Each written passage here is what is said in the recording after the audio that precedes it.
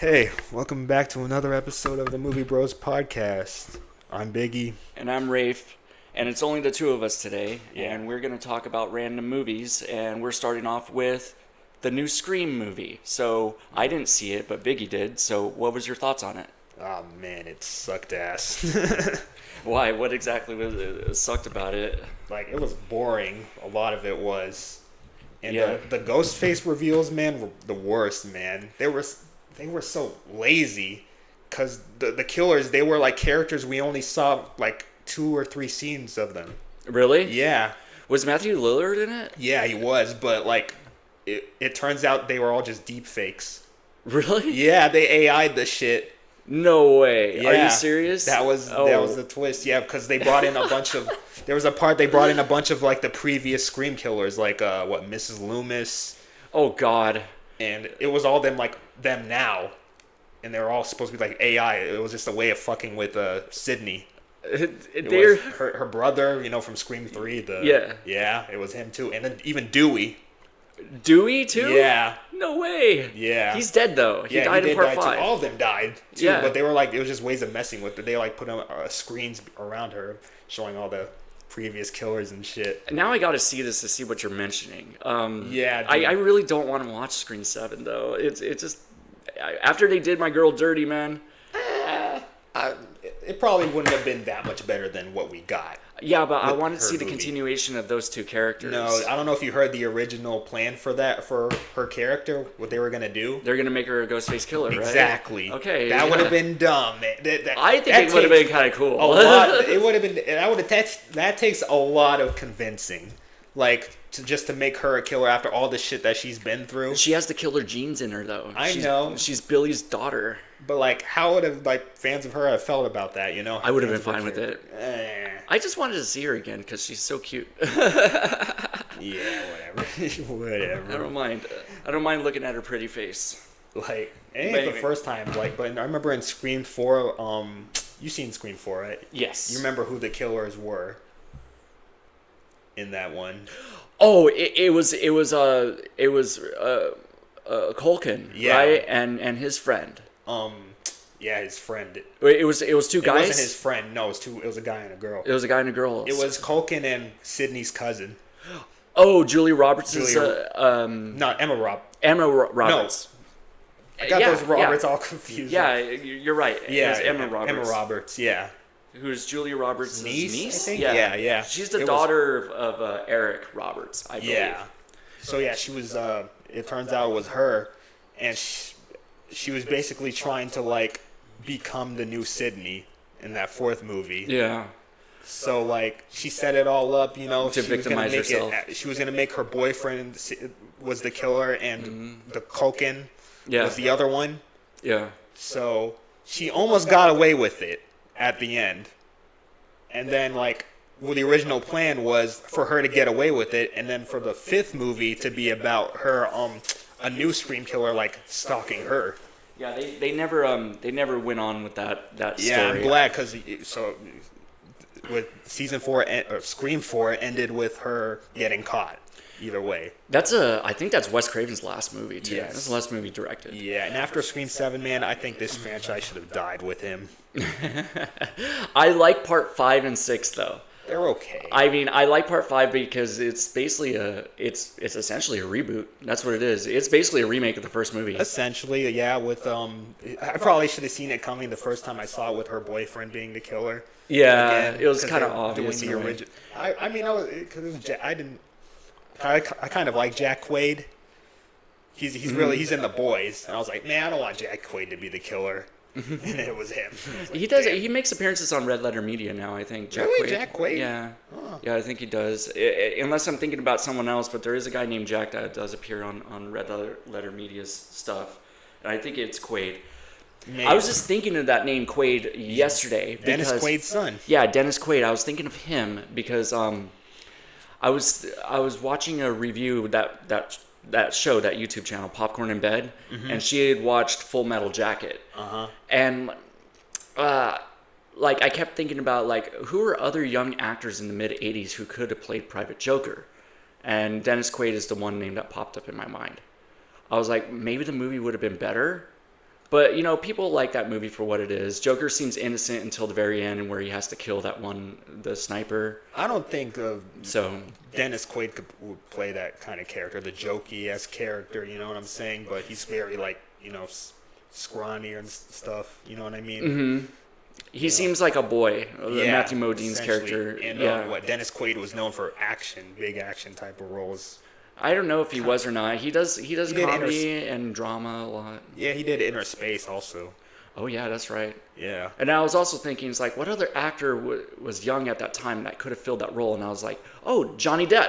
Johnny Depp could have done it. I mean, because that was the same year that 21 Jump Street came out. But he was also doing a different Vietnam movie with Platoon. Yeah, he's in Platoon. Yeah. And so that's a little kind of like double dipping in a way. Yep. Yeah.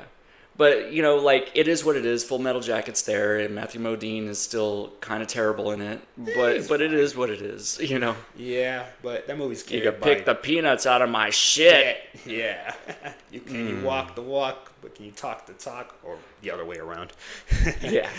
But D'Onofrio was really good in the movie, though. And, Yes. Arlie Ermey. Yeah, Ermey's great in the movie. D'Onofrio's great. Modine's just okay. There's a lot of other like side characters that are pretty good in the movie too. Like Stephen Baldwin. Stephen Baldwin? Yeah. He's in Full Metal Jacket. Or maybe it was a different Baldwin. I don't think Adam Baldwin. I don't think there's he's not related to the four Baldwin brothers. Yeah, he's not. Yeah, a completely different Baldwin. Adam Baldwin. He's the one guy he's the one that has the little back and forth with Matthew Modine. Oh, okay. That. Interesting. Yeah. You know, I found out that apparently today that Kubrick actually let Arlie Ermey like improvise a lot. Yes. Because that's a first for Kubrick. Yeah. Because he was so impressed by him, he just let him improvise all the insults and shit. There are some actors that Kubrick just lets do their own thing. Like Jack Nicholson was another one. Yeah. Even though I heard he made him do the 120 takes of the scene in The Shining. There's that one clip after they get into a fight in their housing area in their apartment, and then he's walking out of the room and he looks directly at the camera. Mm-hmm. And it's just a split second. It's only a couple frames, but the fact that he does that and Kubrick left it in, it's like he's looking at the audience. Yeah. And I always found that kind of funny that Kubrick would leave a detail like that in. Yeah. Maybe it was a foreshadowing for later. He's pretty much looking at the audience at the end with the final shot. Mm-hmm. Yeah, on the photo. Yes. So, I had just watched Silence of the Lambs. I watched a full frame version of the movie, which uses the open matte. Mm-hmm. Now, a lot of these movies that come out like on VHS back in the day, or they had the full screen versions on DVD, what they would do is they'll do something called pan and scan. Mm-hmm. Where they take the widescreen version of the film and they'll basically just they'll just like chop off half of the screen so it could fit the 4:3 aspect ratio. Uh-huh. And there are some movies, it's rare, but there are some movies that use the open matte in order to present the film instead. They cut out the little black boxes at the top and the bottom. Yeah, they take the black bars off the top and bottom. It's like IMAX, but back then, pretty much. And it fills up the full screen. All right. And so watching Silence of the Lambs in full screen like that is the definitive way to watch this movie, in my opinion. And it makes me sad that like as time progresses and we get other newer versions of these movies coming out, like on 4K and Blu-ray and all that stuff, they're not going to pull out the old full frame version to put on there. Yeah. And it kind of pisses me off because like I would rather watch that than watching a cropped version of the movie. Maybe for big movies like IMAX movies like Avatar and shit and Dune. Mm-hmm. But they used to do that back in the day. Because I remember for like trailers though. Because I remember I saw this trailer for The Fly. And they didn't have the black boxes. So you could literally see the boom mic in the scene. Are you serious? At the top. On the trailer for it. That's funny. It was funny, yeah. So they didn't crop it for widescreen for home video or full screen or whatever for a TV spot? I guess not. There's some other movies that do this as well. Like I've talked about it a lot, like off camera. But the other movies that I was looking for that do it is Master and Commander: Farsighted World, The widescreen version's great, but the full screen version shows more on the top and bottom, but it cuts off some of the sides. So it's a different cut of the movie, basically. And then there's other ones like Terminator 2, Judgment Day. The only way to find a full screen version of that is either VHS or Laserdisc. Okay. You can seek out the Laserdisc full screen version of it. It's probably the best quality version to get. But it also does the same thing where it shows a bit more on the top and bottom, but cuts off a little bit of the sides. Hell, you have to even have a laser disc player. I was just looking like, up yesterday on eBay. There's one on there for that was like $225, perfect working condition. Really? Yeah, it plays CDs and video CDs and laser discs. I wonder how much those ran for when they first came out. 1,000. Really? Something like that. Yeah. Okay. Like this tech was like super advanced for the time. Like the Laserdisc format came out in like the late 70s or something. And weren't they the almost size of the record discs? Yeah, they were 12 inches like a vinyl record. Yeah. But the thing is, you get the sleeve that comes with it and all that stuff with the jacket. They have all nice little decorations. Yeah, and shit. it's really nice. I have 2 movies on Laserdisc that I've never played before. I have Blade Runner, the director's cut. Which is basically the version that most people know. You know, that's where they took out the voiceover from Harrison Ford. But if you ever watch the theatrical version with the voiceover, it's great. I love watching it. I've heard it's worse. That's what people say, but I just love hearing his voiceover because I understand what's going on now. I don't know, man. It feels out of place in a movie like that having voiceover. It can, yes. Yeah. Sometimes voiceovers can kill a movie. The other movie I have on Laserdisc is Candyman. Yeah. I've never seen Candyman. Candyman's great. Yeah, I've never seen it with Tony Todd. Yeah, you gotta check it out. Yeah, I know. It's on my list of things to watch. Yeah, it's Clive Barker, based off a story by Clive Barker. It's not directed by him, though. No. But... Can't remember the last movie he did. What, Lord of Illusion? He's mostly an author now, though. Yeah. I've been meaning to read Hellraiser or the Hellbound Heart one of these days. Are those in the Books of Blood? No, it's its own book. It's own book. It's what the movie was based off of Hellraiser. Okay. Yeah. He started doing dramas and stuff too because he has that really long book called Galilee. And it's like 800 pages or something. It's like a big drama that spans like decades or something. I'm not sure what it's about, but I know it's about a family. It's funny you mentioned Books of Blood because that's where Candyman came from. The story came from. Oh, really? Yeah, Books of Blood. So did Rawhead Rex. Yeah, Rawhead Rex. I remember after that movie came out, that's a very shitty movie apparently. Yeah. And after that movie came out, Clive Barker just decided, fuck it, I'm directing my own adaptation, and he proceeded to do Hellraiser. Hellraiser is good in certain parts. I love Pinhead. I love the way he sounds. His voice, so commanding. Yes. But those are the best parts of the movie, unfortunately. I don't know. It's still a pretty solid movie. Like, I like the parts with Frank and stuff. Like, with Hellraiser, man, that's a movie you know from the start, like, if you're gonna mess with it or not, because it starts off hard immediately with dude getting pulled apart. Yeah, he has that one scene where he's like in India or something. Yeah, what's and he's your buying pleasure, something. mister? And then suddenly he's like in this attic and he's getting ripped apart by chains and hooks and stuff. Yep. And I love that line that Pinhead says, like, angels to some, demons to others. Yes.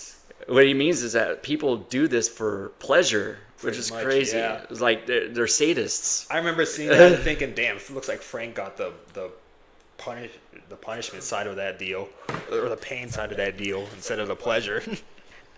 Well, it depends on what you describe as pleasure, I guess. Yeah. There's definitely an underlining sexualness to it, though. Oh, but, yeah. Yeah, definitely. Like when people get, they're into that sort of like torture S&M shit, like some crazy shit. Let's not get into that. Yeah, we're not going to get into that, but the score is great too. Christopher Young, like that scene whenever Frank like reforms, bro. That shit is so great, man.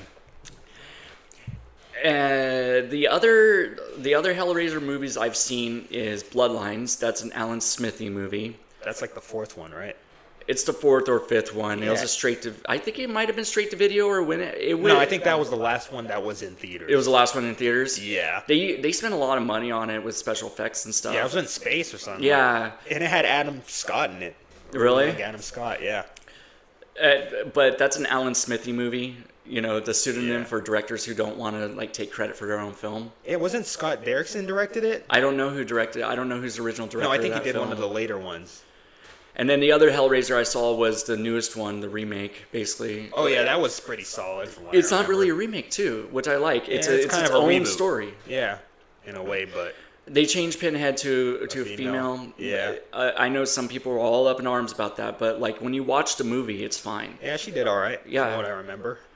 But I saw the second one last year, and I really enjoyed it. Like Okay. the one with that's set in a hospital, I think, a mental hospital. I think part two a lot of people like. Yes, A it's lot of probably people the like part closest. two. It's the closest to the first one. Yeah, and then there's the third one, and then the series was dead for a little bit, and then Bloodlines came out. I think. Is that how it went? Okay. Yeah, the third one was Hell on Earth. Yeah. Yeah, and that's the one where I remember there was a Cenobite with CDs. He would like shoot CDs at people. So 90s, man. Yeah. So 90s, shooting CDs like the video game Revolution X. Yeah. In the arcade when you the Aerosmith game. That was your rocket launcher with CDs. Yep. And I think the third one is where Pinhead essentially became Freddy Krueger. They changed the Pinhead actor a couple times, I think. Like they had this only one like once. chunky looking guy playing Pinhead. It was Doug Bradley up until like the seventh or sixth one, I think. I can't believe there's that many of these movies. Yeah. Yeah. But Doug Bradley's really good as that character. Like recently in the show Invincible, he came back playing a similar character to Pinhead. It was cool. He has that voice. Yes. Like that voice is We like. will tear your soul apart. Yeah, I know. It's a very commanding voice. Even though like normally he doesn't. I've heard him what he sounds like normally. He does not like sound. You wouldn't think that he would have that type of voice normally. Yeah, well, he's an actor. You I know. know. Like that's what actors do. Yeah. So recently, I can't remember I've just been watching that Popcorn in Bed YouTube channel. Like everybody, go check it out if you get a chance. Telling you all, if you want something that's super entertaining, just put it on autoplay and just let it play. Yep. And this girl watches all these movies that are like iconic films. She's like, movies I can't handle. That's what she says. She's watching RoboCop, the unrated version. She watched Schindler's List, and she's crying the entire time. Who doesn't? It makes that sense. movie. Yeah, I know. I've seen Schindler's List probably about 20 times or so. It's one of those movies I've seen a lot. Really? Yeah. That movie is heavy and it's long as hell. It's long, but it's super entertaining. It has Yeah. there's some levity in it. There's some funny scenes in it, but they're very few and far in between. Is it your favorite Spielberg flick? My favorite Spielberg movie? No. Yeah. No. I think it's probably his best. Yeah. Yeah, but it's not my favorite of his. I think my favorite of his has to be Jaws. Okay. It's crazy how he did Schindler's List and Jurassic Park the same year. Yeah, I know. They're still working on the special effects for Jurassic while Park he was filming Schindler's List. Yeah. Did you hear the story that Robin Williams would call up Spielberg while he was filming? It was the other way Schindler's around. List? Spielberg called Robin Williams. And he would cheer him up. Yeah, because like he said the depression hit him. Yeah. Especially when they were shooting at Auschwitz. Yeah. Like they shot on. They couldn't shoot inside the actual concentration camp because it's kind of like an historical area. Yeah. So what they did was they mirrored it. What they did was they used the front gate and then they built like a background that's in the background, like another building to mirror the actual concentration camp. So the road that they're on that was made of all headstones was actually real. Oh. Okay. I know, horrible. These people were horrible people. Yeah. But Spielberg has a big thing for World War II. I think it's because his dad was in World War II. Yeah, and then 5 years later, what he did, Saving Private Ryan. Yeah. Even though I kind of find it overrated a little bit, I feel like the movie peaks at the beginning, and then after that, it's... You don't like the ending scene? You don't the like final battle is pretty good, but like it's not as good as the start. Yeah, the start kind of throws you into it. Yeah, and I And, remember like- in the middle, it's kind of... I don't know. It's kind of slow at their parts from what I remember. Oh my god, there's a scene that I'll never forget from that movie where that guy uses a sticky bomb and he runs up to the side of the and tank. Then kaboom. Yeah, Yep. and he didn't comprehend like how long the fuse was, and that thing blows up in his hand and he turns into chunks. Yeah, he just blows up. Boom. Dude, there's a lot of scenes like that, like the part where he's Tom Hanks is talking to one of his fellow soldiers, and then like next time he turns back to him, his freaking face is like blown in. Like, oh my god, man, I could not believe that shit the first time I saw it. It was just a quick switcheroo, like because the camera turns like panned, it pans, and then when it comes back, like I guess like the crew had the body ready. They went and took the actor out and put the body right there real quick, you know. I know.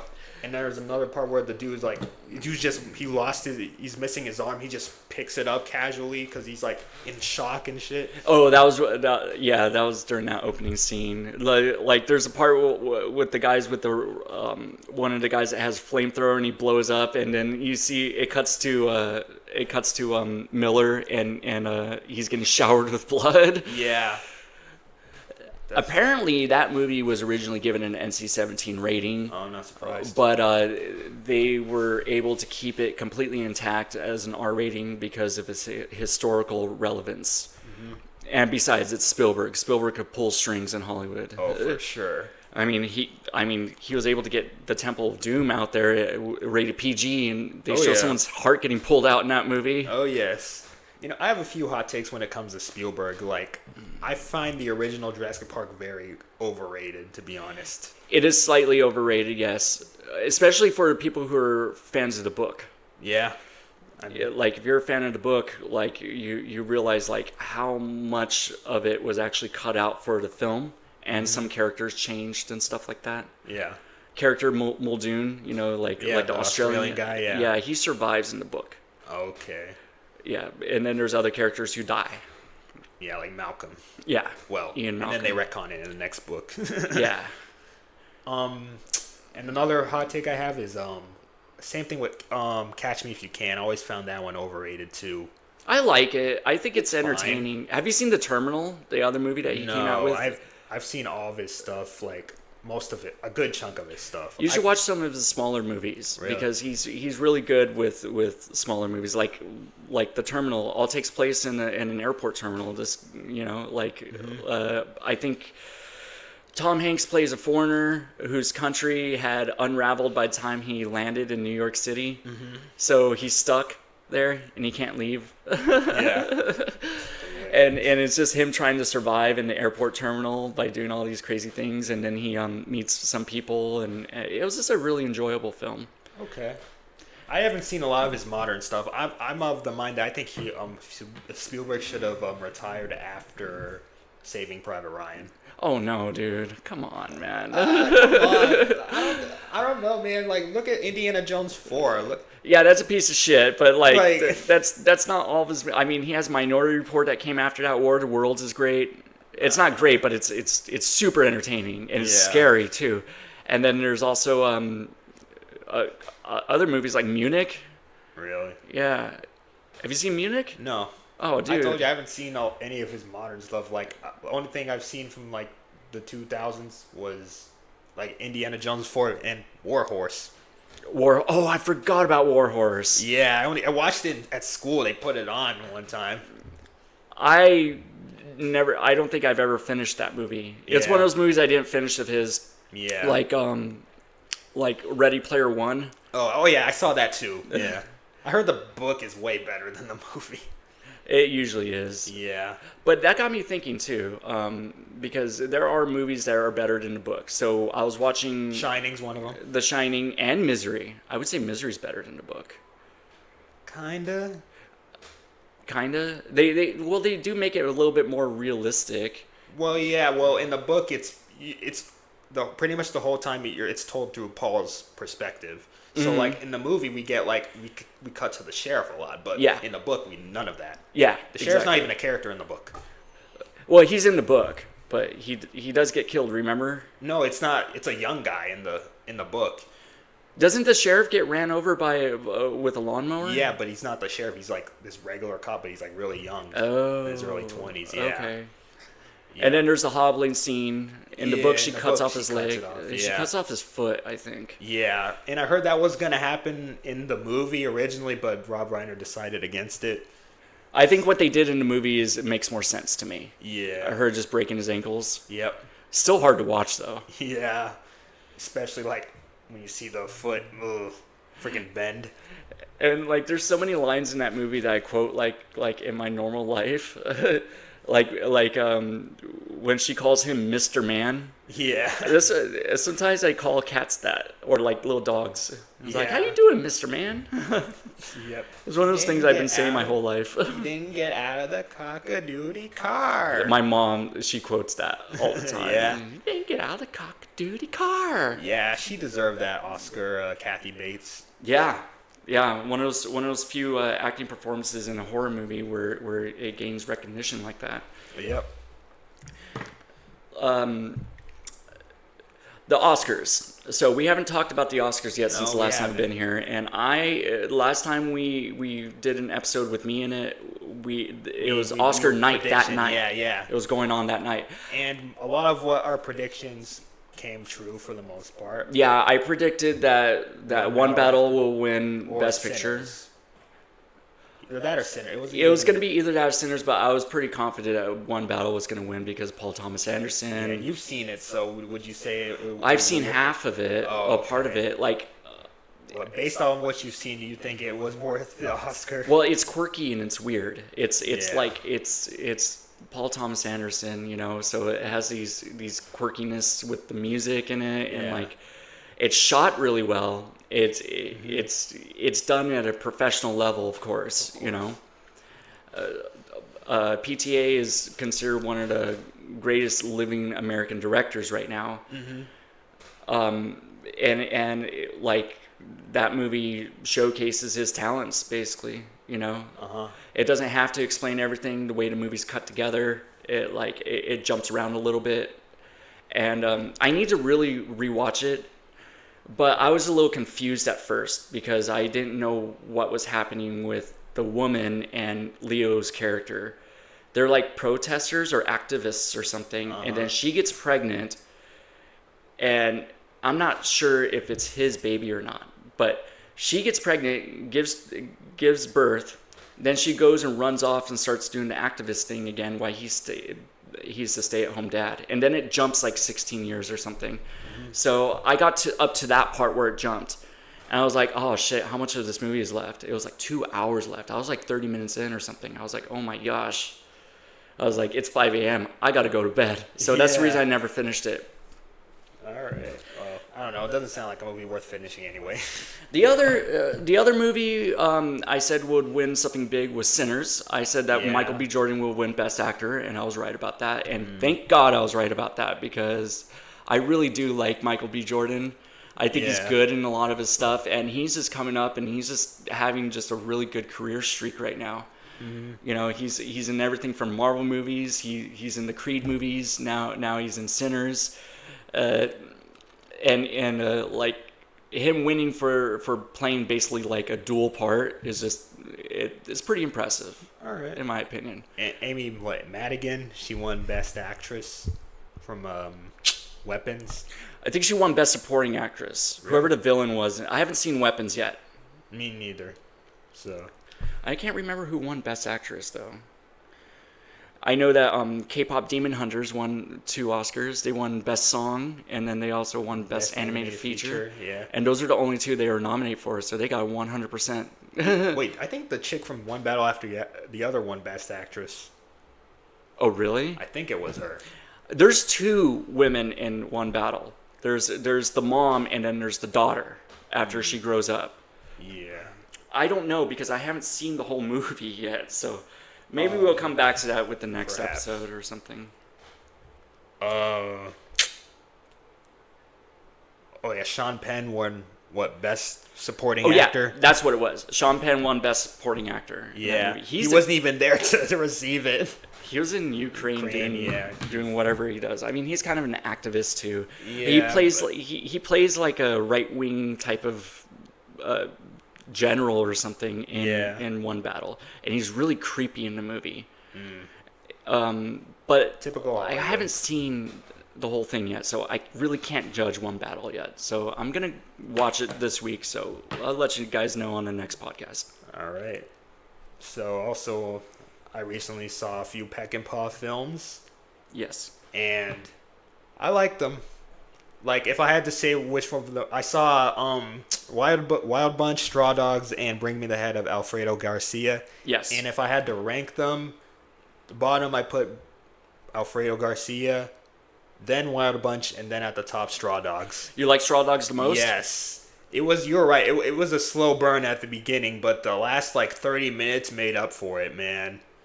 Yes, for sure. Like, that whole, siege at his place at the end, man. Yeah. That shit was, that was riveting. Yes. It gets very intense at the end with the ultra violence. I wouldn't call it ultra violence. This is violence for what it is, though. Well, yeah, during it the does time. get violent, especially for the 70s. Yeah, I'd see a guy kill another guy with that bear trap thing. Parents called it a man trap. That was wild.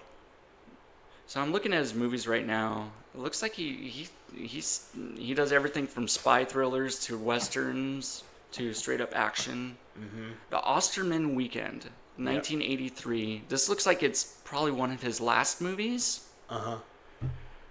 It looks like it's his last studio film. Well, he died in the early to mid 80s. Something like that. So he wasn't even that old. He was in his 50s. I want to look up. He was a huge alcoholic. Yeah, maybe. Yeah. Okay, it was written by Robert Ludlum. Yeah. Or it's based on on Robert Ludlum's books. That name was familiar. Born Identity. He's the guy who wrote those books. Okay. All of his books are like the something something. Okay. So the name of this movie is called The Osterman Weekend. Warren Oates, he did not live very long either. He was in his early 50s when he died too. Really? Yeah. That's crazy. I know. Yeah. People just age much. He just had a heart attack differently. apparently. It was wild. But yeah, Warren Oates was pretty good in that movie. I think out of the Peckinpah movies I've seen, I think he had probably the best performance out of all three of the movies I saw. Yes. And number 2 would probably go to Dustin Hoffman. See, let me look at this. He was so he played the timid kind of guy, you know what I'm saying, that he was in the movie. They made a remake, right, of Straw Dogs back in the early it was in 2017, I think. No, I think it was the early 2010s. 2010s? Okay, so it was had probably 2011 or something. Yeah, it had James Marsden as Dustin Okay. Hoffman's character. I don't know why they remake movies like this. Though. Yeah, I it's know. such a strange movie to remake. I know, especially the time it came out during for the original. Mm-hmm. Yeah, and it had the remake also had Kate Bosworth as the wife. Oh, okay. Yeah, I don't know though. I would not have picked James Marsden for that character. It's been a while since I've seen the original Straw Dogs, and I have not seen the remake. Me neither, but. Very few remakes I actually do get into. Apparently, you're remaking RoboCop again. Really? Yeah. First I'm hearing of it. I just heard a rumor online recently. I think I read it yesterday. I'm like, again? It's like they're doing this again? Nah, man, they ain't gonna recapture the magic of that original movie. That movie's timeless. It's completely timeless. It's a really well put together film too. Yes. The way it's edited, it's just nonstop. The entire thing is entertaining. Yep. There's not a dull moment in that entire movie. Just like RoboCop, just like Die Hard, just like all these other 80s, 90s action movies. Oh yeah, they just had it back then. Yeah, they're able to put together a good movie that's entertaining throughout, and it doesn't have to be over 2 hours long. Mm-hmm. Dude, Predator also came out that year in 87. Holy shit. Yeah, Predator's really good too. Yep. There's only one problem I have with Predator. I really wish it didn't show the spaceship at the beginning of the movie. Yeah, fair enough. I think The Thing has almost kind of the same problem. What, with showing a spaceship at the beginning of the movie? Imagine the mystery, you know what I'm saying? What's this thing? But if they didn't show you at the beginning, you know? Yeah, where it tricks you. The Matrix, for example. I'm sure people were blown away when Keanu Reeves wakes up in the in the real world. Yeah. It's what is going on? Oh yeah, I was blown away when I saw it. And that was 2019. The only time I ever got that feeling from a movie where there's this thing that happens in it and then you're just whoa, It's like, this is a lot bigger than I thought it was. Is Dark City. It's basically the same plot as The Matrix. It's practically the same plot. But there's this thing that happens in the middle of the movie where you think they're like going to discover something, then they do, but it's completely off the radar of what you think it is going to be. Have you seen Dark City? No. Okay, then I'm going to let you go into that blind. Okay. But it's very similar to The Matrix in terms of like story arcs and stuff. Sounds like the name of a graphic novel, like Dark City. Yeah, it was Alex Proyas, the Australian director. The guy that did The Crow? Yeah, the guy who did The Crow. So Dark City was his follow-up to The Crow. All right. And it's like, I think The Crow's better, but like Dark City's not bad either. It's like right in that same spectrum. All right. I only had just seen The Crow like last year for the first time. Really? Yeah. And I liked it. It was very good. I remember when it came out. This describes my age a little bit.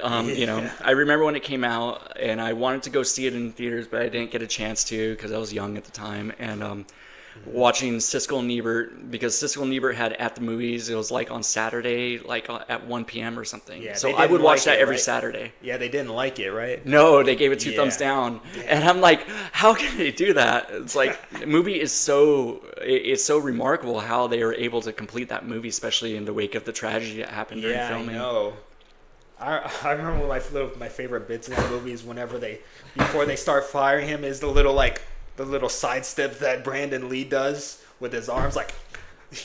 Oh yeah, he puts his arms like to the side of him and like kind of does a little dances to the side. That bit was funny. It's like I am dead and I move. Yeah, that movie had a good cast too. Like Ernie Hudson was in it. Yeah, Ernie Hudson's in it. So is the guy who from the Warriors that says Warriors come out to play. Yeah, that actor, he's in it. He's in a bunch of things. I know. Like once you realize like how much stuff he's in, it's like what? He's in a lot of Walter Hill stuff. And he's like there ain't no coming back, man. There ain't no coming back. Like that part, I'm like, I know this guy is awful, terrible person, but like that kind of made me sad. I almost thought it was like almost too cruel.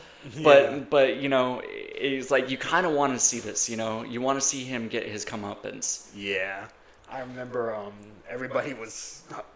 all the women were crazy about Brandon Lee. Like everybody wanted to like dress up like the Crow after that movie came out. Yeah, the soundtrack was big too. Yeah, it had a huge soundtrack. That was during the '90s when soundtracks were huge. I have the soundtrack on CD still.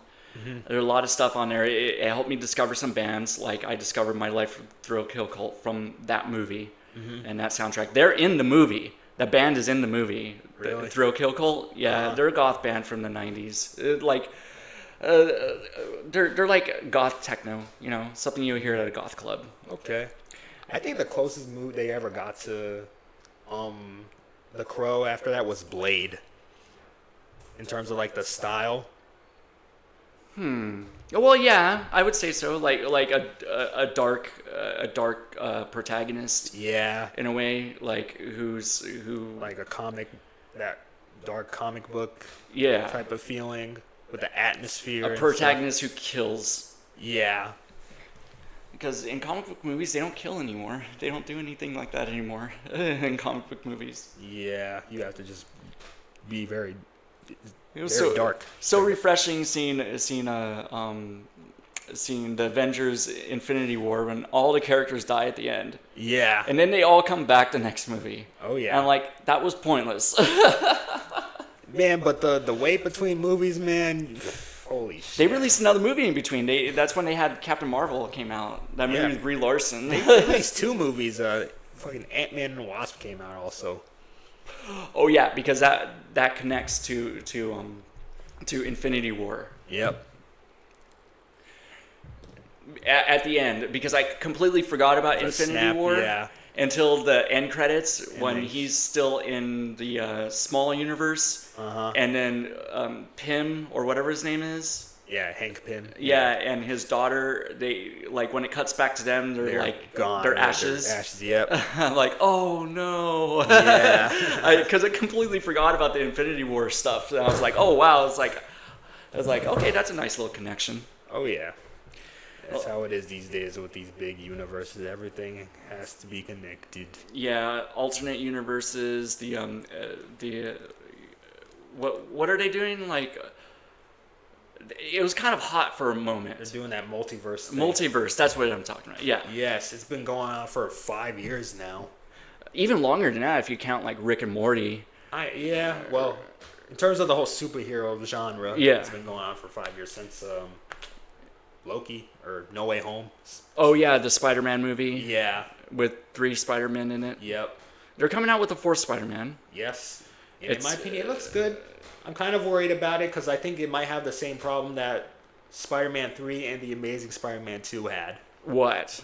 Oh, too much stuff. Too much going on in it. Too much villains. Yeah. Like, what? Hulk's supposed to be in it. The Punisher. Yeah. They showed a bunch of these like D-list Spider-Man villains in it, like Scorpion or something. Scorpion, yeah, he's in it, but he's played by a very good actor. I want to see Electro in it. Oh wait, they already did that with Jamie Foxx. The last one. They got characters like a character called Boomerang, Tarantula. Oh, that's hilarious. Oh, yep. And Tombstone's gonna be in it too. Yeah. I don't know who any of these people are. They're really scraping the bottom of the barrel. Did they? Yeah, but I heard they're gonna montage through it. So there's like supposed to be like a big time jump between this movie and the last movie and this movie. So I think they're gonna montage him like fighting different villains and shit. Oh, okay. Well, that makes sense. So that's the only thing. He's gonna be fighting the Hand also. Oh yeah, the Foot Clan. No, just kidding. The Hand, like. It's kind of connected to the Ninja Turtles in a way. Oh, yeah. Well, they're both New York, yeah. Pretty much. There's another good comic book movie. It's the original Ninja Turtles from 1990. Oh, yeah. Those movies are fun. I love the soundtrack in it. It's great. Yep. Didn't Vanilla Ice was in the second one, right? Yeah, he does a song for his second movie. Go, Ninja, go. Yeah. Those movies were fun. They happen to be fighting like at some sort of like they're like in an industrial area, and they break through a wall, and there's a big ass concert going on. Yeah, and everybody just like all of a sudden, I was like, everybody's like continues dancing with the fucking the goddamn mutant Ninja Turtles in there. Yeah. And then what? Bebop and Rocksteady? No. It was Toka and Razor. Yes, but essentially rip-offs of Bebop and Rocksteady. Yeah, that's basically what they were. Yeah. In fact, when we were kids, that's what we thought was going to be in the movie. Yeah, were you guys disappointed? Well, you know, like they're kind of iconic now. Yeah. Toka and Razor, because they're like actually in other mediums now. Like they're in a video game too. Yeah. Yeah, I'm surprised they never did Krang. Yeah, they didn't do Krang in those. I think that the budget was probably what was holding them back on that. The budget. Yeah, I was like... I don't know why, because they made a lot of money on these movies. Yeah.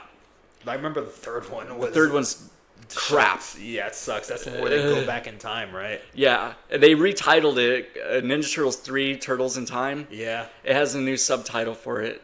It's like, it doesn't make it better. No, man. I remember they kidified it, too. Like, the first one, they were, like, characters sweared and shit. Mm-hmm. But in the second one, like they don't even use their weapons in no, the they second don't. one. No, they don't. Yeah. I remember Casey Jones was in the first one, but he didn't come back after that. Yes, you're right. He's not in part 2, but that actor is in part 3, but he doesn't play the same character. Yeah, I forgot that actor's name. He's in a lot of things. Kotis? Is Elias Cody. Yeah. Codius, yeah. Yeah. But yeah, man, those fun nostalgia trip, those movies. Mm-hmm. Totally. There's that one scene when they're hanging out, when they're showing the hangout for all the teenagers and stuff, and they're playing the game Narc. And they're at the very end of the game, like at the final boss. I was like, oh, they must have been playing this thing for hours. While, yeah. That's why back in the day, like those arcade games could fit a lot, huh? Yeah, they were quarter munchers, and then the thing is with Narc is they only give you so many times you could continue. Mm-hmm. You're around the time during like Mortal Kombat when that first. I saw Mortal Kombat in theaters. Well, I'm talking about the arcade. The original arcade game? Yeah, I remember when it came out. You played it back then? My dad was like, I'm not going to buy you that game. And then eventually we ended up getting it anyway. The Sega? Yeah, on the Genesis. Yeah, I got the second one.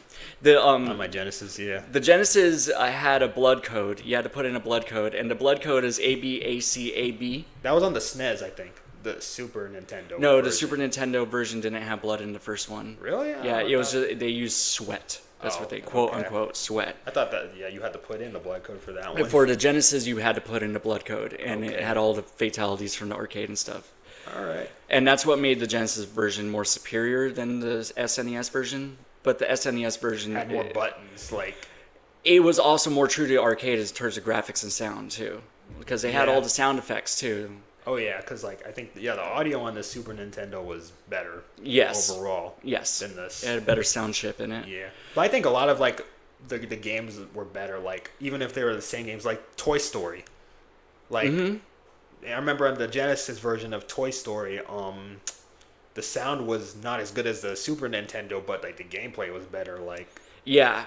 And there's certain games that do cross paths, like they're on both consoles, where it plays better on the Genesis because Genesis has a faster processor. Yeah. They call it blast processing. That's what they did. You can see the difference in some games. Like they'll never be able to put like Sonic the Hedgehog on Super Nintendo. No. It was just slow down. Yeah. It'll slow down the console. Yep. Well, anyways, yeah, I remember when Mortal Kombat, the first one, came out. It was called Mortal Monday. They had that commercial, Mortal Kombat. That kid screaming in the middle of the street. Yeah, the movie had Christopher Lambert in there. Yeah, the movie had Christopher Lambert in it, and I think Bridget Wilson. Bridget Wilson. Kariyuki Tagawa. I can't remember any of the other actors in that. The guy movie. who plays Shang Tsung. Yeah, Shang Tsung. Yeah, but it's funny. It's cool. We saw Christopher Lambert at MegaCon. Oh, he was there. You saw him? Yeah, I saw him. Yeah. I didn't see him. Maybe I just don't recognize him or something. I don't know. Highlander himself. Highlander. He's also Kung Fu. Yeah. The legend continues, or whatever it's called. I don't know. They know, called him Grasshopper. Grasshopper. I just remember my mom calling my brother Grasshopper once after my dad buzzed his head. Long story, but it was just kind of funny. Yeah. They made a sequel to Mortal Kombat, right? The Annihilation, and it's utter dog shit. It's bad, but it's still fun. I found it entertaining. I had refused to watch that movie for a long time until I worked at Blockbuster, and I rented it, watched it, and I was like, you know what? This is not bad. They recasted like half the original cast. Yeah, I think Katana and Liu Kang are the only two actors that come back. Yeah, they had instead of Christopher Lambert, it was James Remar. Oh, really? Yeah.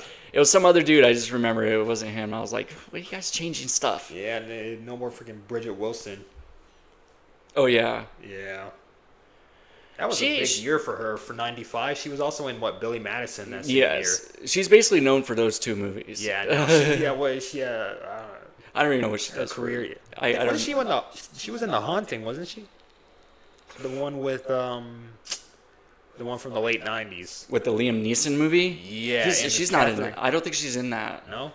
That's The Haunting of the Hill House, I think. No, Haunting the Hill House is the other. Oh, she's in Haunting the Hill House then. Is she? I think so, because in 99, I think it came out. Yeah, they came out like the same year, I think. Yeah, it's one of those double movies. Yeah, because I know I think The Haunting's the one with Catherine Zeta-Jones in it. Yes. And Owen Wilson. Yes, and it's a big piece of crap too. Yeah. That's a Jean de Bont movie, isn't it? So. Jean de Bont. Yeah. Owen Wilson would appear in a lot of stuff throughout the 90s. Wow. That dude would get fucked in a lot of the movies he was in. Yeah, his head. He loses his head in The Haunting. Yeah, and then in Anaconda he gets eaten by the snake. That's funny. And then in The Cable Guy he gets beaten up by Jim Carrey. So, man. Dual movies. There was another one that popped up in my head just recently. I thought about it yesterday.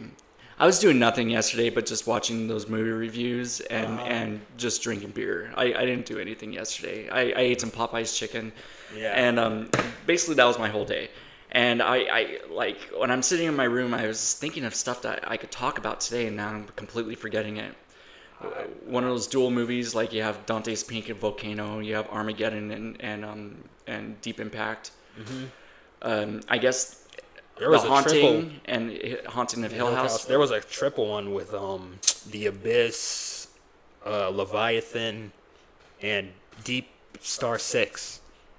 I've only heard of The Abyss. I haven't heard. Never heard of the Leviathan? I think I have. That rings a bell, but that third It movie has you mentioned. Peter Weller in it. It has a good cast. Peter Weller, Ernie Hudson, Daniel Stern, Richard Crenna, and it's directed by George P. Cosmatos, the guy who directed First Blood Part 2. 1989 Leviathan, rated R. Yep. So this is another like deep sea type of movie. Yes, they all came out in 1989. That's funny. Yeah. And the other one I was saying, a Deep Star 6, that was one. It was made by that guy who did Friday the 13th. I remember, I think it had Miguel Ferrer in it. Who's Sean Cunningham? Yeah, Sean Cunningham, yeah. Oh, wow. Yep. But I think Leviathan might be my favorite of those. I like it. You should check it out. It's fun. It's kind of a ripoff of Alien and The Thing, but underwater. But it's still a fun movie. I'll put it on my list. So, anything else on your mind?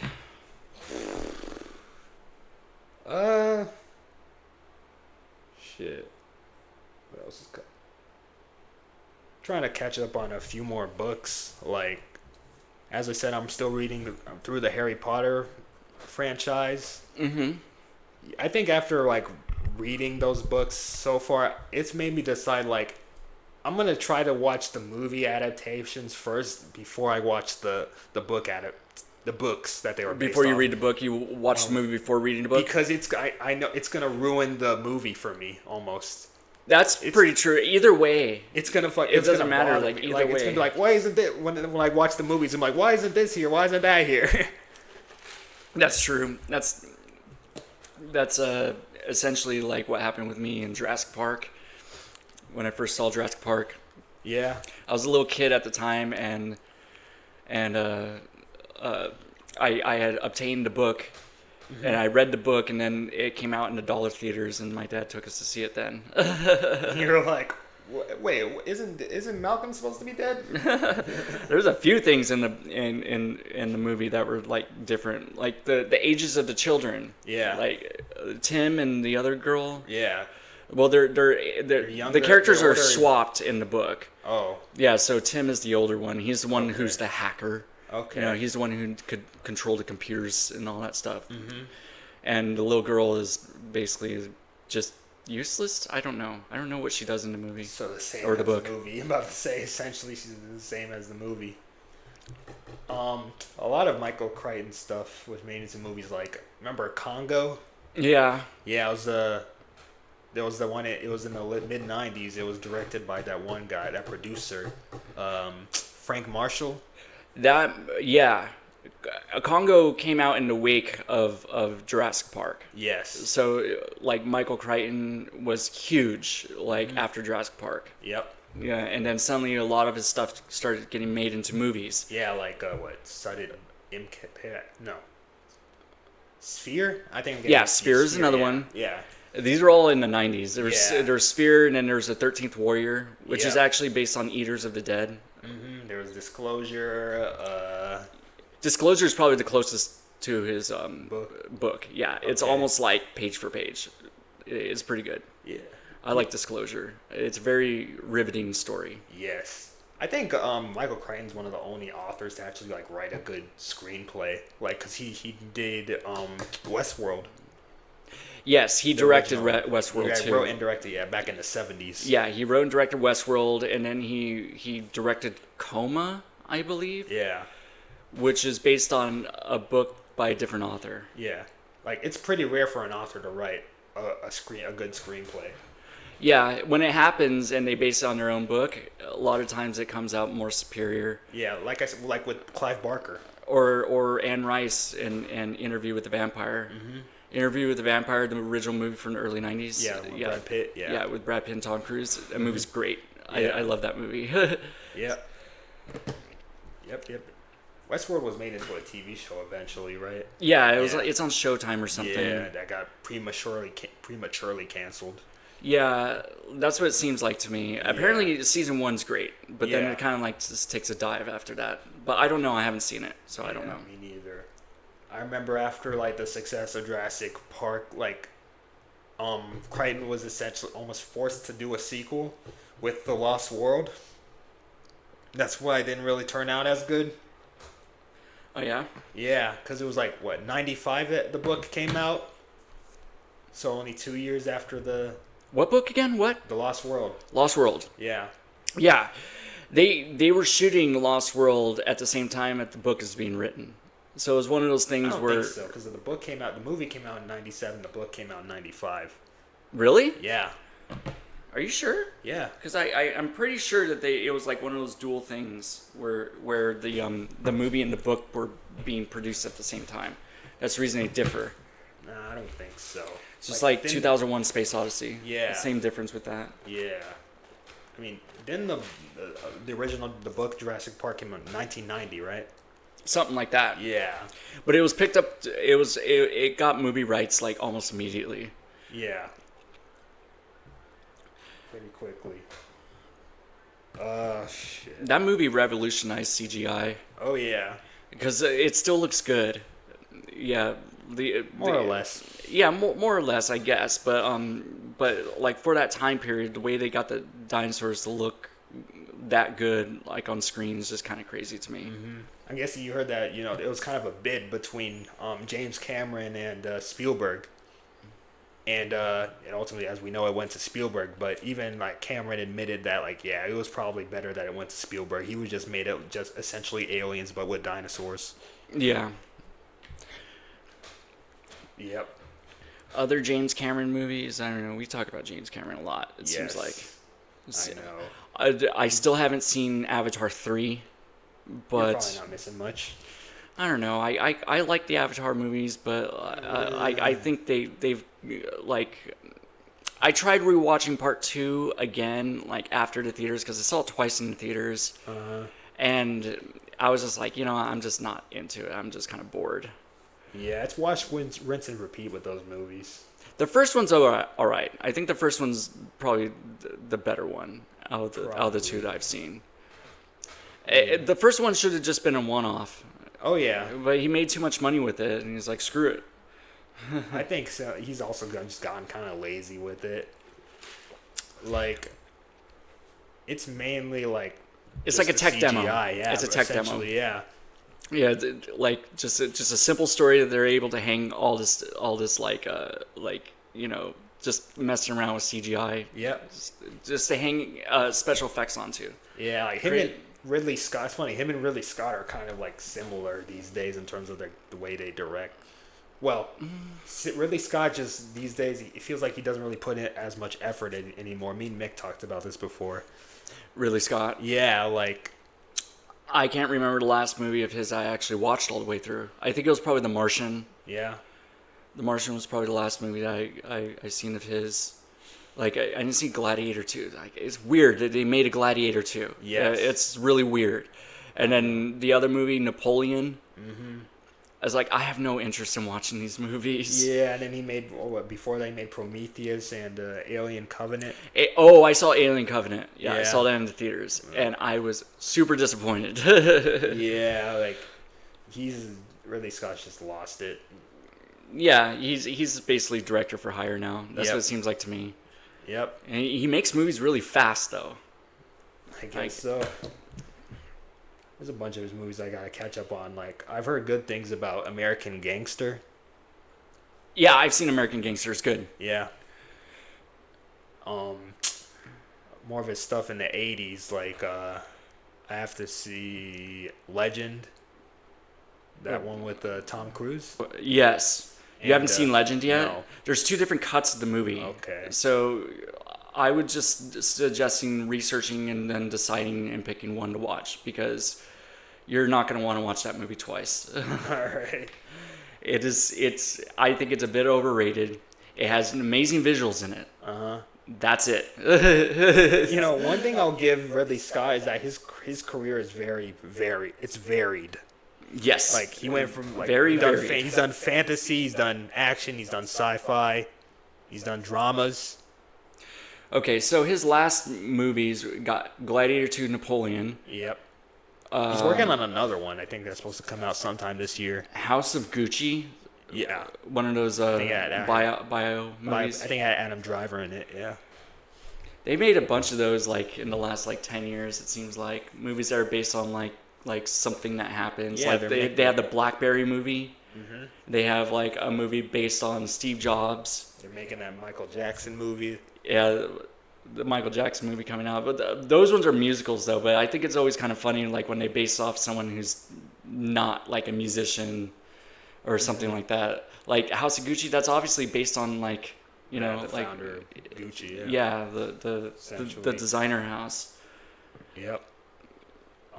Because what's his face did a movie like that too. Michael Mann, right? He made that Ferrari movie. Yes. I haven't seen that.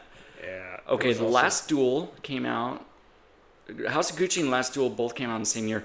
Oh, House of Gucci has that controversy behind it, right? Where they had to recast somebody. I don't know. I didn't look into it. Michael Mann, he's done two not autobiographies, those biographical movies. He did Ali. Oh yeah, Ali. Back in the early 2000s with Will Smith. Ali's really good. Yeah? Yeah, it's full of the Michael Mannisms, you know, like it has his style all over it. Mm-hmm. There's a great soundtrack to it. You know, it's definitely a Michael Mann movie. Have you seen The Insider? No. The Insider's pretty deep. It's pretty that's a pretty serious movie, but I like that one too. It's about the cigarette industry. Okay. Yeah, a little weird, but that one's based on a true story as well. All right. I also gotta see Manhunter one of these days. Oh, dude, yeah, you need to watch Manhunter. I'm guessing you think it's better than the one that Brett Ratner did. Yeah, Red Dragon. Oh, Red it's Dragon, 100% better than Red Dragon. Yeah. It's the same story though. It has a lot of the same sequences in it. You know, when they have to when they raid his Hannibal Lecter's cell. Yeah. And they find that piece of toilet paper that has the words written on it. Like that entire sequence that's in both movies. Okay. You know, so it's directly from the book. You think any of the cast was better, like in Red Dragon? Like, did you think Ray Fiennes did a better job than Tom Newman? Honestly, I can't really be honest with that because the last time I saw it was when it was in the theaters. Oh damn. Okay. So it's been a long time since I've seen Red Dragon.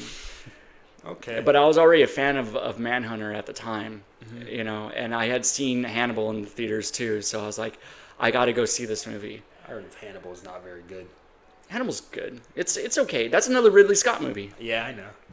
I did not like the fact that they recasted Jodie Foster. I guess she just didn't want to come back for the sequel, but Julianne Moore's fine in the movie. Really? Yeah, she plays the character just fine. Okay. She's a little tougher. Really? Yeah. She's not as weak feeling as Jodie Foster. Well, then I think that's the point, anyways, because it's supposed to be years after the Silence of the Lambs. Yes. So. Makes sense. You know, I also found out recently that Sean Connery was like their first choice to play Hannibal Lecter for Silence of the Lambs. Sean Connery? Yeah. Oh boy. Can you imagine that? No, I can't. I ate his liver with some fava beans and a nice Chianti. Fly away, little starling. Since I just recently watched Silence of the Lambs in its full entirety, and then I just watched that Popcorn in Bed episode where she watched Silence of the Lambs just yesterday. It's still kind of really fresh on my mind. And it's a really good story. I like the way the movie's filmed. There's a lot of like scenes where characters are just staring at the camera. Yeah. They're talking directly to the camera. That's a Jonathan Demme thing. Because if Yeah. you've seen like Philadelphia, is like has similar scenes in it too. Yes. And I heard the way they would like shoot Jodie Foster, they would always kind of like set the camera a little bit above her, so like it would always like be on the perspective that they're always like kind of looking down at her. Yeah. Well shot. There's also her superior officer, that one guy is like, you don't want Hannibal Lecter inside your head. Oh yeah, I forgot his name. He was the guy. He was in Daredevil. So I'm just going down Ridley Scott's movies. I've seen quite a bit of his stuff. Mm-hmm. Okay, so Alien Covenant came out after The Martian, but I didn't see The Martian until much later. Yeah. Like, I saw that, like, in 2019 or something. Yeah, that movie's about 10 years old now. There's Exodus, Gods and Kings. It's a religious movie. Oh. It's about Moses. Uh-huh. But Christian Bale plays Moses. Really? Yeah. So if you want, like, a more realistic take on the story Exodus from the Bible, there you go. Not on the same level, probably not on the same level as Ten Commandments. the Charlton Heston one. Oh, God, from a long time ago? Yeah. Yeah, this is the same story, too. That movie's freaking long. There's some movies I never even heard of right here. The Counselor? Never even heard of this. Prometheus came before that. Then there was Robin Hood with Russell Crowe. Mm-hmm. I've seen that, too. Man, I've seen a lot of his movies. Body of Lies. That one has Leo DiCaprio in it. Uh-huh. And then there was American Gangster. Before that, A Good Year before that, Kingdom of Heaven. It was 2005. Matchstick Men. Have you seen Matchstick Men? No. It's kind of. I think it's kind of like a heist movie in a way. Uh-huh. Where it's basically a drama, mm-hmm. but it all takes place in like one area. It just takes place in a single house or something. I remember enjoying it, but I can't remember anything from it. Let me just list off the Ridley Scott movies I've seen. I've seen Alien, Blade Runner, Black Rain, mm-hmm. Thelma and Louise. Okay. Seen. I think that's actually it. I've seen most of Gladiator. Most of Gladiator? Yeah. Gladiator gets kind of. It kind of loses steam. Yeah. Yeah, I think there's sections of the movie that just feel a little too long-winded. Okay. And yeah, that's about it, pretty much. I think I'll watch The Martian next because the guy Andy Weir, who mm-hmm. wrote that book that the movie was based off of. Yeah. He also wrote Project Hail Mary. Yes. And I heard good things about it, so I might check those movies out. The Martian's not bad. Yeah. I mean, it's definitely the Matt Damon show. Yeah. It's basically Castaway with Matt Damon. I feel like I heard that's probably his last great movie that he's done. As far as I'm seeing from this list, yes, you're probably right. Blade Runner is one of those movies that he could just never get right. It seems like there's so many versions of that film. Yeah, I want to read a lot of what's his name? The guy that wrote the book that Blade Runner is based off of. I don't know why it's blanking on his name. Philip Dick. Yes, you're right. Yeah. Philip K. Dick. Yeah, I want to read more of his books because, like, the book was called "Do Androids Dream of Electric Sheep?" Yeah, it's such a weird name. Yeah, and then he also did Total Recall, essentially. Oh, really? Yeah. Oh, okay. The short story, it's called "We'll Remember It For You Wholesale," or "We Can Remember." It's such a dumb name for these books, man. Yeah, and he also did Screamers. Screamers? Yeah. I don't know if you heard of that. No, I haven't. I saw it a few months ago. It has Peter Weller in it. Oh, okay. Yeah. You've seen a lot of movies with Peter Weller, because you just mentioned him earlier. Oh, yeah. Yeah, so he did Legend right after Blade Runner. Legend has the scenes with the unicorns in it. Oh. So he took extra footage from Legend and cut it into Blade Runner. Yeah. So to kind of give the illusion that... Deckard's a replicant? Yeah, he's a replicant. I don't believe that. He seemed too human to be a replicant. Yes, exactly. Yeah. That's the reason I think this is a little bit of like you're adding something to it that doesn't need to be added to it. Yeah, in a way. I think it's just Scott screwing with us. That's what I said. It's like one of those movies he could just never get right. Yeah. Did you see 2049? The sequel? No, I haven't. It's very pretty looking, but it's kind of overrated in my opinion. Oh, okay. Yeah. That's my opinion on the original Blade Runner. In fact, I think it looks really nice, but it is a bit overrated. Really? Yeah. I don't know, man. Denis Villeneuve is kind of overrated. I think he's good for what he does. I mean, I really love Sicario. I think Sicario is my favorite movie of the 2010s. Wow. Of that entire decade. Okay. Like, I love Sicario a lot. It's like almost perfect. And he did Dune recently. Yeah. He has a third Dune coming out this year. Yep, and it's based off the third book. The second book. Second book, yeah. The first two movies is the first book yeah. Entirely. Okay. Yeah. And I think there's like 7 of them. All of the ones that did Frank Herbert wrote. Oh, okay. Books. And then his son took over or something. It's kind of like a Tolkien thing. Because I think that's what the third movie's going to be about, his fall. Yeah, Dune Messiah. Yeah, like I want to read these books, though. I want to read the original trilogy. Yeah. Like, Robert Pattinson's going to try to overthrow him. Oh, okay. Yeah. Whoa. It's crazy. Like, I'm just looking at Ridley Scott's filmography here. Like, Black Rain, and then after Black Rain, he does Thelma and Louise. Mm-hmm. And then 1492 Conquest of Paradise. Have you ever seen that? It's based on Christopher Columbus. Oh, he did a lot of historical dramas, didn't he? Yes. Oh, he did White Squall. I remember watching that when I was a kid. Rented on VHS. It was entertaining. Mm-hmm. It has Scott Wolf in it. Remember that guy? White Squall. It also has Jeff Bridges in it. It's a movie about a ship that gets capsized or something. Mm-hmm. That's what it is. That's all it is. Okay.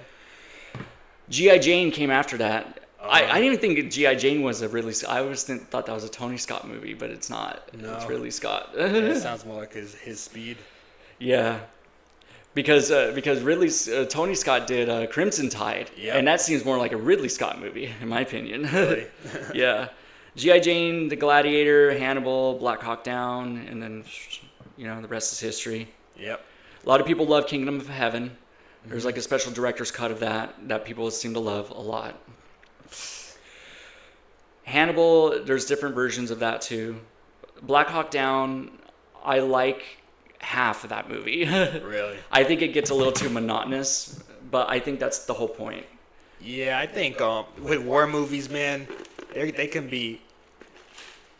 They're never all fully great. You know what I'm saying? Like, we were just talking about Saving Private Ryan. Mm-hmm. It's like a lot of war movies, they have like a lot of them have good parts, but overall they're not very like consistent in quality. It depends. Except for Apocalypse Now. I think from what I remember from Apocalypse Now, it's good all the way through. Apocalypse Now is like a masterpiece. Yeah. But I wouldn't consider Apocalypse Now necessarily be a war movie. It's more like a road trip movie. That's if you true. think about it. Yeah. We don't there's not really like combat like that except for the beginning. Yeah, they have that one action scene in the whole. Yeah, the Ride of the Valkyries. Yeah, but there's a brilliant action scene. Yeah. You can see the money on the screen. Yeah. R. Lee Ermey was in that. Oh, he is? Yeah, he was like the helicopter pilot.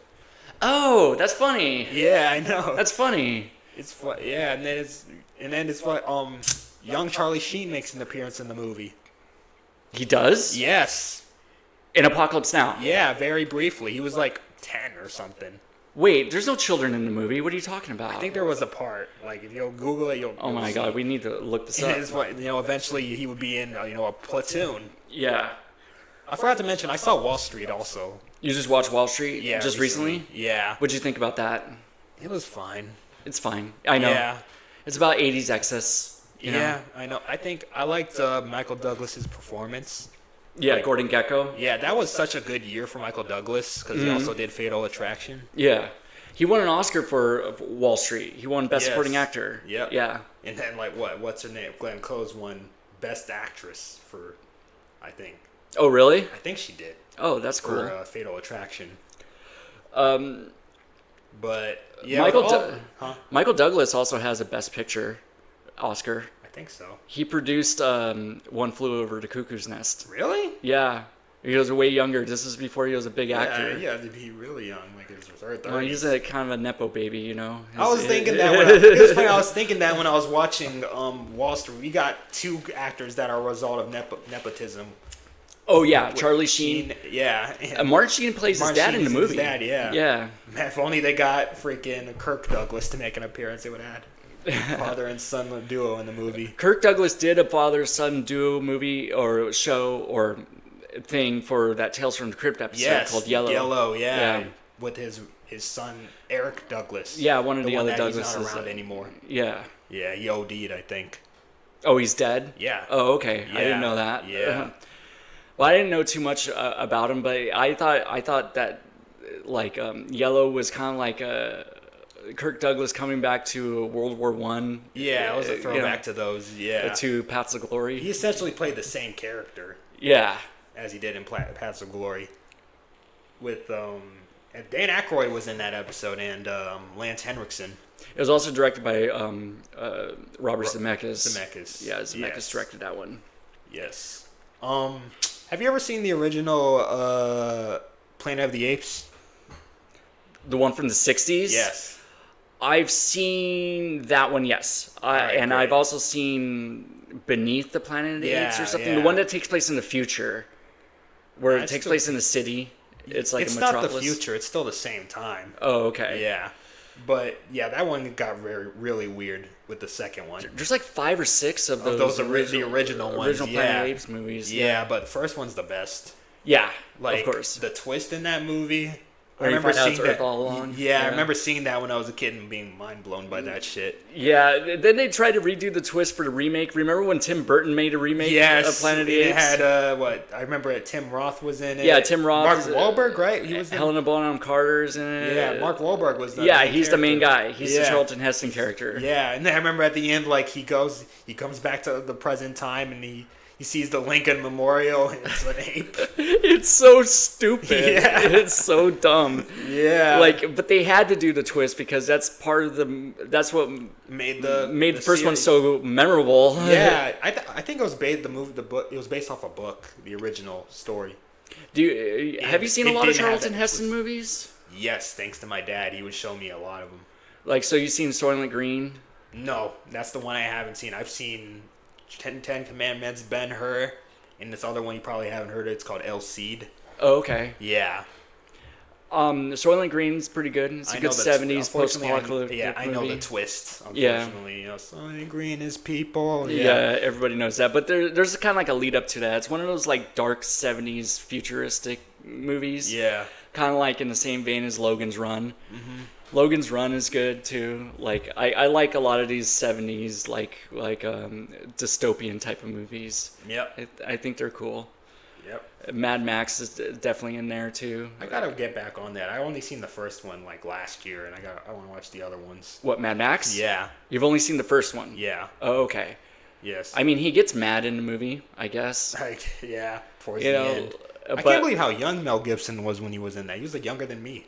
Yeah, he was He was like pretty in young. early 20s. Yeah. Yeah, and then Road Warriors was considered the best of the series until Fury Road. Fury Road came out. Yeah.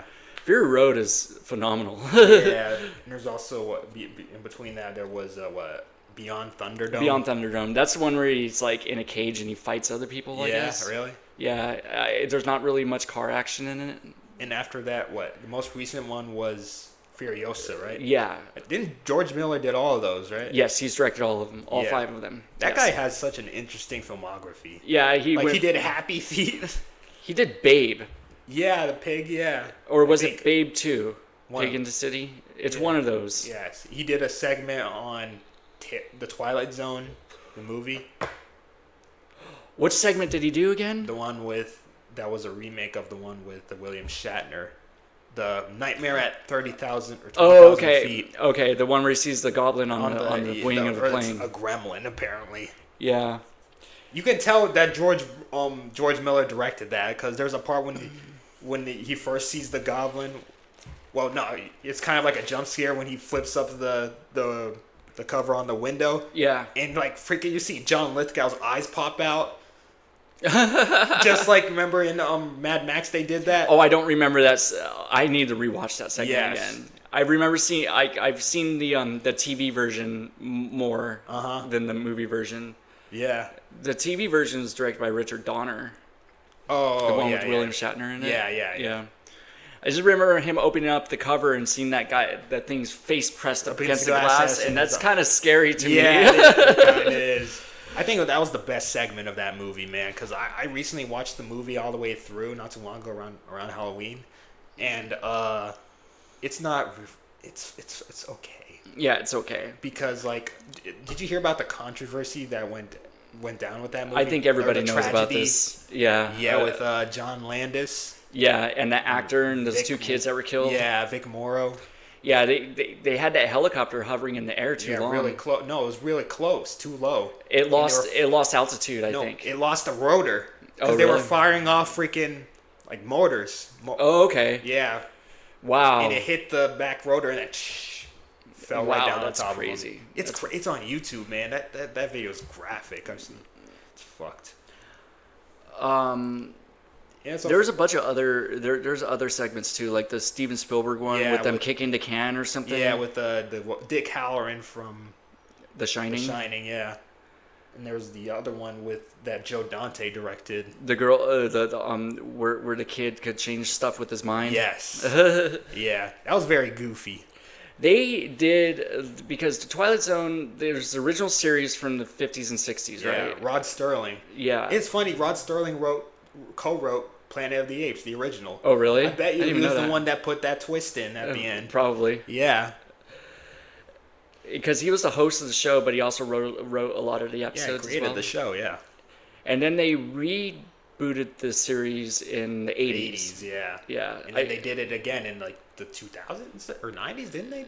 They rebooted. No, the 2010s with what's his face? Yeah, Jordan Peele. Yeah, Jordan Peele. Yeah. I remember they remade that the William Shatner episode. Again, this is like the third But time. it's not. It's way different from the original story.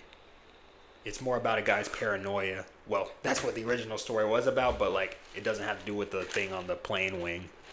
Yeah. Well, you kind of want to see the thing on the plane, you know. Yeah. It's there. It's real. He's not like hallucinating. Yeah. Just nobody believes him. Yeah, but like in the episode it has Adam Scott playing that character. Oh, okay. And essentially he gets this tape that's pretty much saying like, oh, this plane is gonna go down, and it's like pretty much making him like paranoid.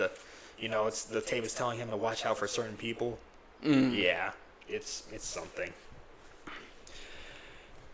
Yeah. Didn't they bring back Creepshow also as a TV show? Creepshow? Yeah. I don't know. I know there's a third Creepshow that was like basically straight to video. Yes, but they made a TV show very recently. Because Creepshow is kind of like a knockoff of Tales from the Crypt, though. Yes, but it came before the show. The original movie with Stephen King Yeah. and George Romero. Yeah, George Romero directed the first Creepshow. Yep. And it's really stylistically done. Oh yes. And that movie did come out before the Tales from the Crypt TV show, but it didn't come out before Tales from the Crypt, the original movie. Yeah. There's an original movie for Tales from the Crypt that came out like in the 70s. 70s. Yeah, I heard of that.